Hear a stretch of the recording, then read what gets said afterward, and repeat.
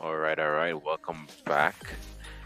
So we've had the information about ML Peira for over a week now, but I wanted to wait until the animations were out to post the video. Yeah. On paper, she's looking to be quite strong, but hey, we never know until we get her in our hands. All right, let's get it started. Let's get it started and waste no time. Dare block my way? Bunch of Sunday's riders. With me backing you up, losing ain't enough. Can you keep up with me? Hmm. I just want to say she looks really good. I ain't gonna lie. Something changed though in the art department. I mean, we always had very good art, but something looks really different about the way her body is colored and everything like that. Lone Peira was formerly the vice captain and mechanic of the Silent Expanse biker gang. After one event led to another, she cut ties with the Silent Expanse and is now acting independently. However, rumors are that despite her newfound disdain for Knockers gangsters, if they cross paths with her with their neglected bike, she'll still touch it up before leaving. That's interesting. So, and that's part of the Moonlight Theater. She hasn't shown up in there yet, but she was talked about a lot. And yeah, she's the mechanic that fixes up bikes. So she fixed like Hwa bike, and I guess whoever are the gang members in Nada, she'll still fix their bike even if they're problematic, and she doesn't really want to be associated with them. You know what I mean?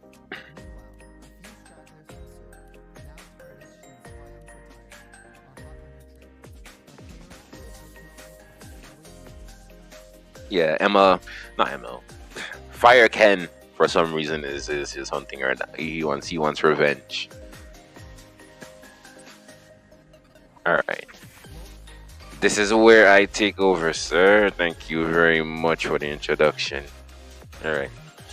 So as we see here, she has the same base stats essentially as Conqueror Lilius, the same exact stats. So you can before she comes out, if you have Conqueror Lilius, again you can put gear on her through the gear manager tab and see what build you can come up with. All right, let's go first. So skill 3, pretty dispels 2 debuffs from all allies before granting Rampage Dark Elemental allies for 3 turns. Grants Swift Attack to all allies except for the caster, and grants an extra turn. This extra turn is actually very important. Very important. So what's going on here? So she has a 2 debuff cleanse. She's 2 debuff cleanse, and she gives Swift Attack, which is the main thing. Swift Attack, which is Ahmed's buff. Instead of giving it to one person, she gives it to her whole team, which gives you 50% CR push after you take a turn, right? Which, paired with some units, could be very damaging to your team. Rampage. Okay, Rampage increases speed and evasion by 20%. I know some of you, they ran into either any evasion dark unit you can think of. You can have your Emerald Charles, you can have Riolet, or you can put this on a BBK who already has evasion. Maybe Arbiter. But Arbiter Vildred is gonna lose the buff if he dies, so he needs to die to come back with that evasion buff. So maybe not so much RB, but it could still work if he's on like a Moonlight Fusion Blade or something like that, right? This doesn't give them more 20% extra evasion and speed. So not only are they getting a 50% CR push, they're also getting 20% more speed. So that's very important. That's a very important thing with the skill 3 here, and that's only the skill 3. Alright, let's go to the passive. Let's see the animation again. Sure. Very nice. I hope you saw that. So the skill 2, it's time to rampage, which is the name of the buff as well. It's actually kind of good. No. Increases evasion by, she goes up to 50%. That's for her. Right? So with this combined with her S3, she's at 70% evasion. Right? She's at 70% evasion.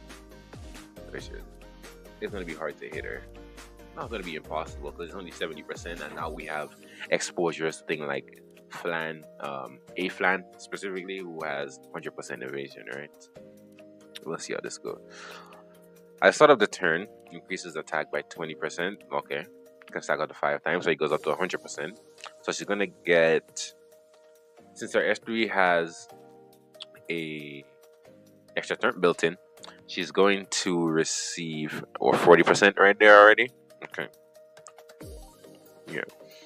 And at the end of the turn, increases combat readiness of all allies by 10%. Now, some of you may say, well, it's only 10%, it's not that big a deal. You gotta remember, this is a passive, and her skill 3 gives her an extra turn. So, what happens in most scenarios, 99% of scenarios, 99%,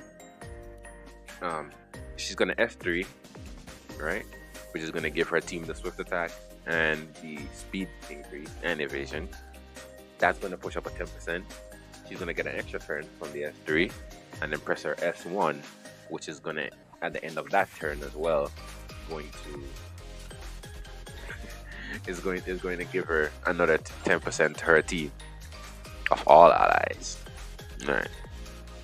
So she's also getting that, right? It says all allies. Yeah.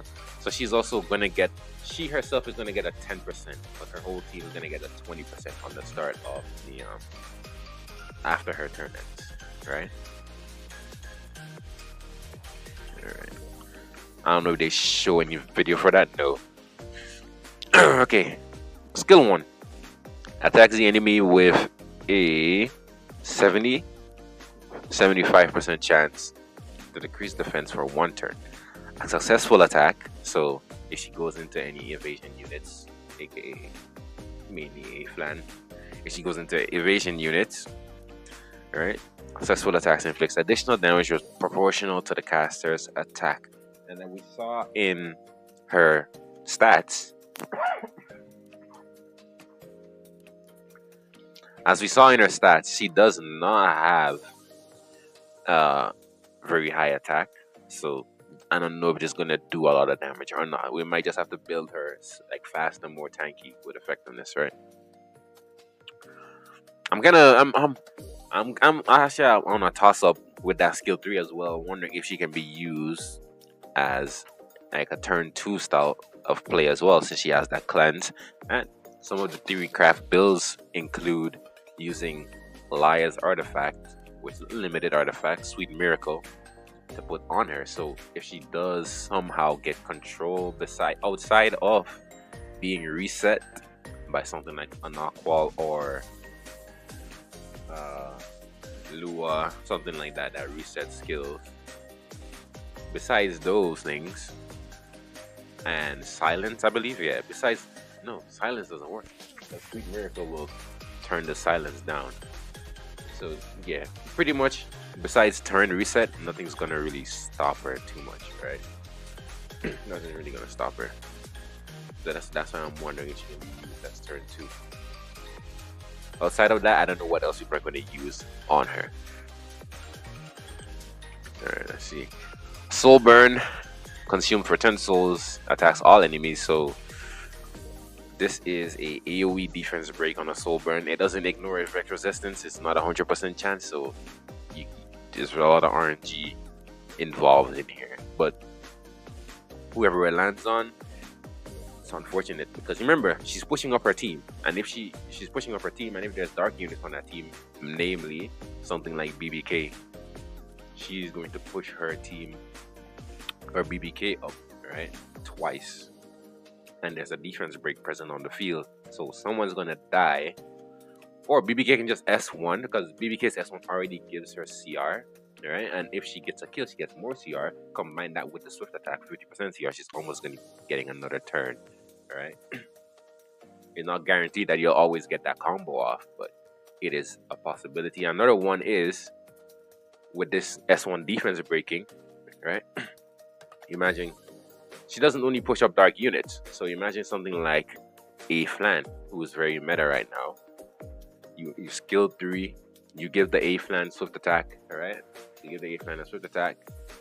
You S1 with the period defense break something. Flan is gonna. That's a 20% CR push already for Flan, and Flan pushes up herself as well. I believe. Is it by 40% when she dual attack? Something like that. I remember exactly the number, but she's gonna get a 20% CR push on Peira. She's gonna dual attack on her on Peira's S1, maybe into a defense break, maybe kill that unit, get a additional CR push from her passive, skill 3, get a 50% CR from the swift attack, right?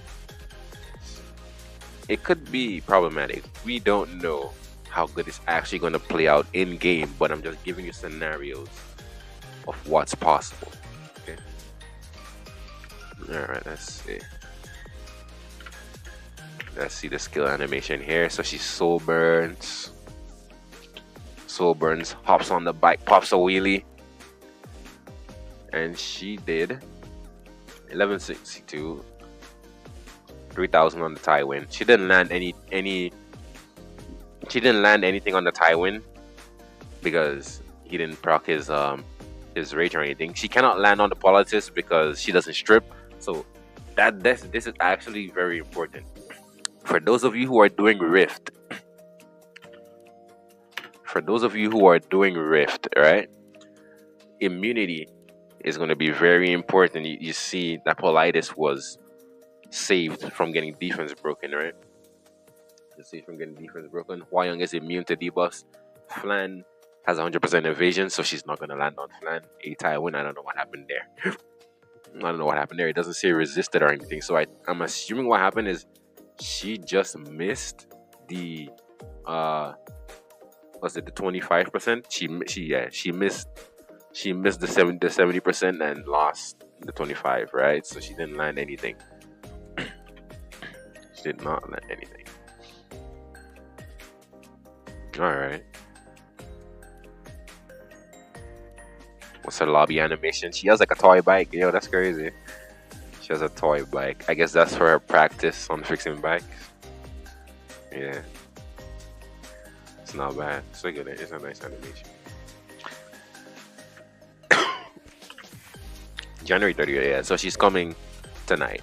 There was a typo in the stove notes. It said the maintenance was going to be on Friday, but yeah, I'm assuming that's a typo because in the video here it says January 30th and on stove it says 31st. So yeah.